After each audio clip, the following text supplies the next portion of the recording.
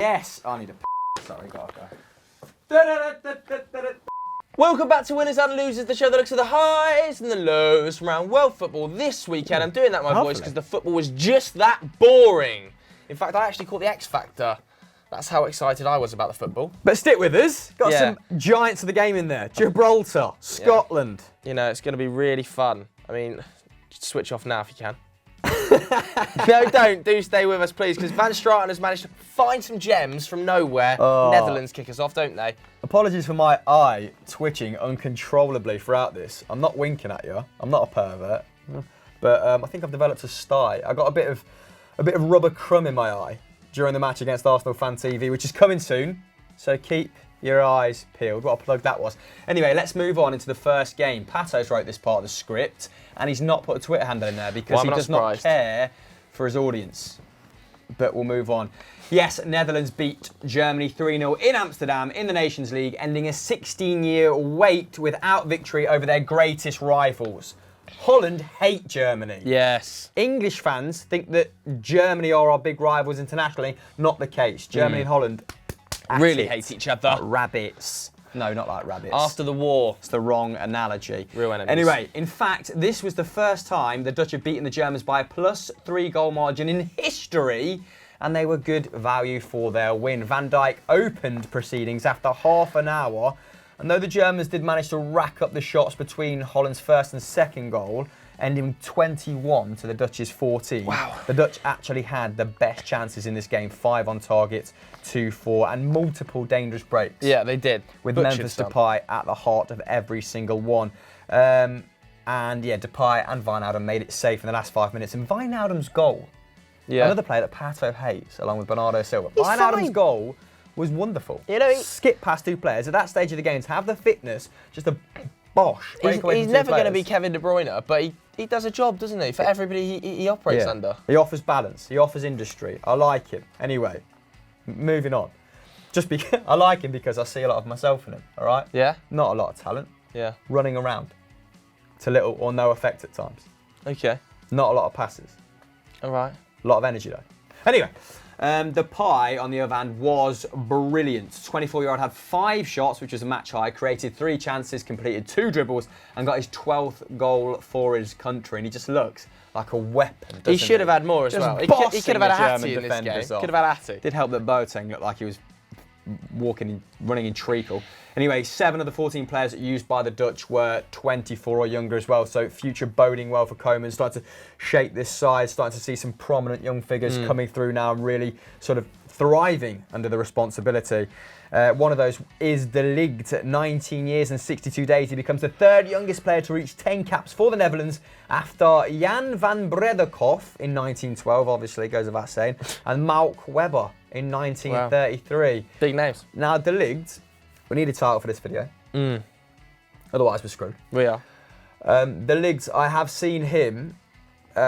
He's been put forth a question, City or Barcelona. He responded Ajax, like a true diplomat. But can you see him at either one of those clubs, and how much do you see him going for? Because I've seen rumours of him and Frankie de Jong moving to Barcelona next season, nailed on for 150 million euros combined. Yeah, I think that's a lot of money. I'm not sure Ajax will be able to get that much money out of big teams. Ajax notoriously poor negotiators. They don't really have much of a hand. I mean, if you saw how much Justin Kluivert moved for in the summer, you kind of get an idea of the talent levels and the money they can get in for them. I think Barcelona will probably take De Ligt. I don't think he'll go to City because they're already inundated with centre-backs. They've already got 4 top-class centre-backs, haven't they?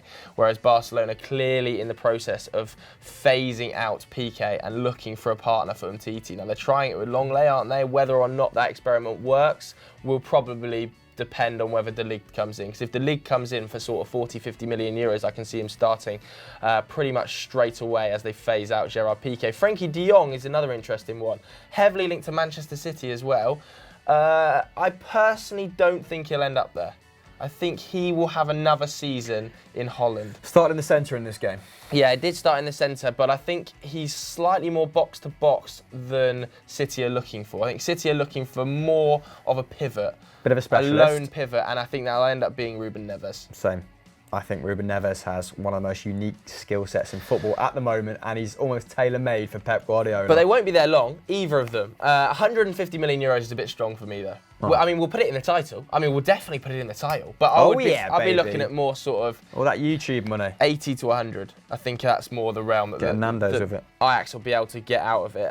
Anyway, let's talk about Dimanche because it was a dark day for the Germans. They've lost 5 of their last 10. They failed to score in all of their last 3. It should have been a day of celebration, shouldn't it? Joachim Löw becoming the longest ever serving manager of the German national team. I don't know how he's still in the job, to be honest. I think he's probably got to move on. It looks like they need some innovation, that German national team for me. Stinkiest balls in football. Also, Mark Uth. Uth is he? Who is he? Plays for Hoffenheim, I think. No, he doesn't. Gladbach. One of them. He became the 100th player to make his international debut under Joachim Löw. They're obviously struggling for strike power. Timo Werner is not performing to the level people expected for the national team. Thomas Müller is a little bit goal shy. Uth, terrible name, terrible finishing prowess. It was a weird setup, wasn't it? That 4-1-4-1, and you've got Timo Werner and Müller sort of out on the wings. Yeah. It was two players who you want in the box or operating centrally. It was odd because obviously Leroy Sané came on as well and missed a gilt-edged chance. Awful defending by Netherlands, and he has to score. And kind of after the game, Joachim Löw laid the blame a little bit at his feet, saying he's got to take chances like that. But equally, Timo Werner had a fantastic chance in the first half. He probably should have scored. Their only victories in the last 12 games came against Saudi Arabia, who they nicked a 2-1 result off, and Sweden. But 5 defeats in 2018 equals Germany's worst year in international football. The last time it happened was back in 1985. And let's not forget as well, they faced France on Tuesday. And Kylian Mbappe versus Jerome Boateng is a harrowing sight. The second goal in this game was an absolute disgrace. Jerome Boateng was pulling his socks up 5 yards into Holland's half. There was no defensive line. It was an absolute embarrassment, the second goal in this one. Kylian Mbappe is going to have a field day against that German backline. After 2 games, France are top on 4 points, Netherlands are next on 3 points, and Germany bottom on 1 point, Hamill. Yeah, it doesn't surprise me. We always kind of position Germany's continuity on and off the pitch as a strength, but inevitably it's going to catch up with you at some point. In this instance, it's the age of the players. I don't think Joachim Löw has ran out of ideas, so to speak. But I think 8 of the starting 11 at the 2018 World Cup also won the 2014 World Cup. Now, while that is great mentally, physically, club and international football has taken its toll on a lot of these players, hasn't it? Big time. Sami Khedira was sort of the poster boy for that drop-off at the World Cup, playing in a 2 with Tony Cruz. Wasn't good enough whatsoever. But also, they've lacked a number 9 for ages, Wagner. Uth. Werner wasn't great in this game, but Werner could be the long-term solution to that. Yes, Boateng, ageing in defence, not played a 20-game season in a long time or around that number. I'll tell you what, Kimmich looked good at CDM though. Yeah, Kimmich is so versatile, isn't he? He's not played at CDM for a long time. He's been playing at right back, isn't he, for Bayern Munich? I don't know. I'm throwing that statement out there. Ginter played at right back this game. Again, I think when they rotate, you see they've not got the strength in depth.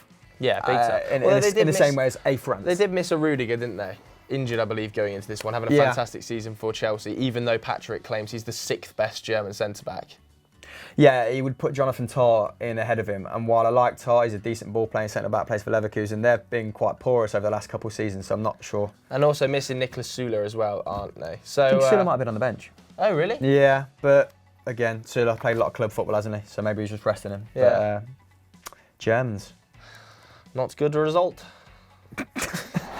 First losers then. It's been a terrible week for the Tartan Army. Duncan Bannatyne must be off his nut. So is Charlie McFur3, because he's put Scotland in the bin. Why is that? What's happened to McLeish and his boys? I don't know, but Doogie is also part of this band. Absolutely furious. Double jeopardy for Doogie, obviously. Putting his hair out. A really rogue result against me on Stat Wars. I would like to take this opportunity to formally apologise to the Football Daily Yeah, Gang, it was poor form. because it was not good form to have that round replayed. Though I saw some comments saying that round 1 I should get a touchline ban because of my antics in round 1, which I thought was unfair. I thought I just was in his head there. No, round 1 was good game management. Exactly. Round 2 was Playing a the joke. hot potato again, classless. Yeah, real classless move against Doogie Critchley there, I'll be honest. And it is going to go to VAR. I saw George Wright this morning editing a referee's mouth, meaning that I know what's going to happen. I'm going to lose 2 points there. So looking forward to that. Could be a draw then. What do you think it should be? Let us know in the poll just above. Win, got draw, to go to VAR, loss. really, isn't it? Got to go to Disqualify. VAR. What? Should be an option. Anyway, go on. What happened in the games? Yeah, Doogie's weekend got even worse when Scotland lost 2-1 to Israel in the Nations League. Jesus. 94th ranked Israel, and then lost 2-0 to Portugal in a friendly. Israel had lost 7 of their previous 9 games. They'd only got results against Moldova and Liechtenstein, and then they turned up against Scotland and had 25 shots to Scotland's 7. Played them off the park. They missed an opportunity from the goal line as well. I don't know how the forward missed it. He put From it onto the right-hand bar. side, yeah. Shocking. Oh. It could have been 3-1 comfortably, and Scotland's was a dodgy penalty. It was. Charlie Mulgrew put it away What's gone emphatically. wrong though. with Scotland? Oh, mate.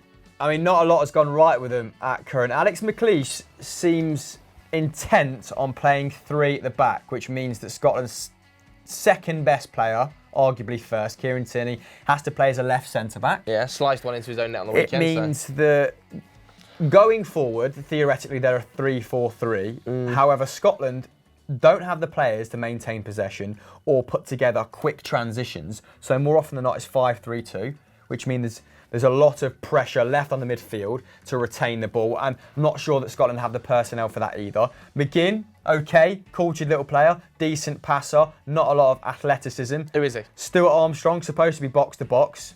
Didn't see him against Portugal, really, barring one decent snapshot. He's not getting a lot of minutes at club level, so maybe a little bit rusty there.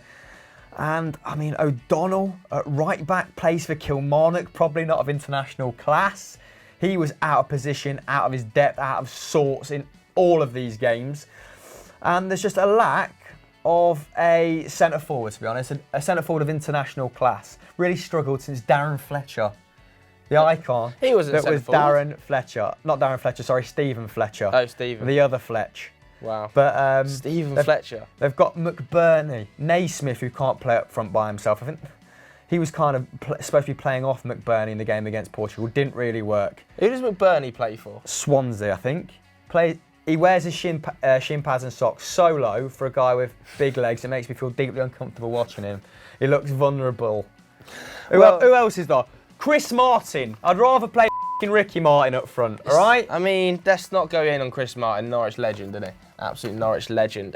Israel, though, happy boys. Top of the Nations League C1, 6 points. Scotland and Albania both on 3 points. Not looking good for Scotland, but congratulations, Israel. 94th in the world and top in the Nations League. Well done. Human rights, though. Our next winner. I didn't ever think I'd see the day that a name like this was used in a script. FCB Barcelona. You can't do it. Get out. It's the last time you'll ever be included in one of these. And Kieran, quite frankly, it's a joke you've picked him, but he suggested Gibraltar. Yeah, encouraging that sort of terrible behaviour. Gibraltar from FCB Barcelona. Gibraltar? Give it a new low. Gibraltar. This is our nadir right now. I feel sick. Anyway, let's absolutely blast through this because prior to their Nations League match against Armenia, Gibraltar's record in competitive fixtures was played 22, lost 22, scored 5 and conceded 107. Wow. The game started off strangely as well as the anthem of Liechtenstein was mistakenly played instead of Gibraltar's. So absolute scenes there. Absolutely sums it From up. top to bottom. Gibraltar only managed 2 shots on target all game and had 22% possession of the ball. Economic, if anything. And they were handed a gift as Armenia's Mikoyan took far too long on a simple ball and ended up kicking Casciaro in the midriff. I actually think he played against Celtic when Red Imps beat us 1-0. Anyway, centre-back Cipollina, pretty sure that's a starter, a Mexican, converted from the spot. But man of the match was Kyle Goldwyn. The Gibraltar keeper made a whopping 10 saves. 10. Double digits. Well done, Kyle. With 2 of them being great reaction saves, according to my notes. Wow. I mean, you can literally play for Gibraltar if you live there.